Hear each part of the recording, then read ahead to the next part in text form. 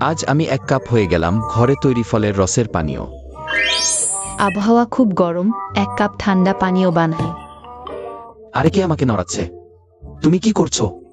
আরে ও, আমাকে কোথায় ফেলে দিলে? তুমি আবার আমাকে খোঁচা দিচ্ছ। আরে তুমি কি করছো? আমাকে পুরোপুরি গুঁড়ো করে ফেলেছো। শেষে থামলে। এটা আবার কি? খুব ঠান্ডা। তুমি এত বরফ কণা ফেলছ কেন? আর একটা বড় বালতি কোকা-কোলা আমাকে একটানা ঢেলে দিলে।